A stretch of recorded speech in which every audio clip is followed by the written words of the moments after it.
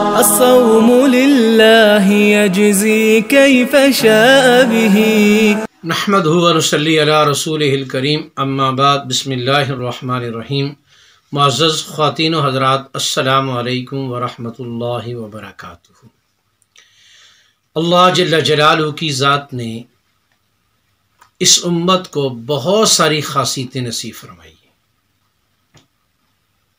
بہت سارے انعامات عطا فرمائے جو پہلی امتوں کو نہیں ملے، لیکن ان انعامات میں سے بھی کچھ خاص انعام ہیں جو اللہ کے عرش کے خزانوں میں سے اللہ نے اس کو عطا کیے ہیں۔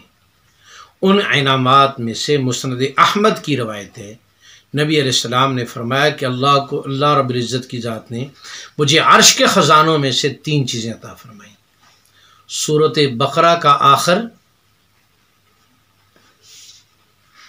اور 5 نمازیں، اور جو لوگ اللہ کے ساتھ کسی کو شریک نہیں کریں گے ان کی بخشش کا وعدہ۔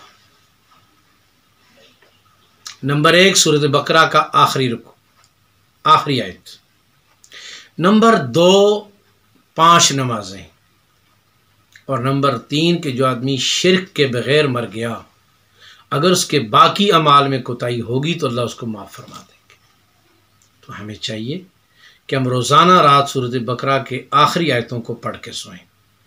نبی کریم صلی اللہ علیہ وسلم نے فرمایا کہ جو آدمی سورۃ بقرہ کی آخری آیتوں کو پڑھ کے سوئے گا اس کے لیے یہ دونوں آیتیں کافی ہو جائیں گی اور وہ اللہ کے ذمے میں چلا جائے گا۔ اس لیے ان آیتوں کے پڑھنے کا ہم اہتمام فرمائیں۔ اللہ رب العزت کی ذات ہمیں ہر موقع کے سنت عمل کو کرنے کی توفیق نصیب فرمائے اور آگے اس کو دوسروں تک پہنچانے کی بھی توفیق نصیب فرمائے۔ السلام علیکم ورحمۃ اللہ وبرکاتہ۔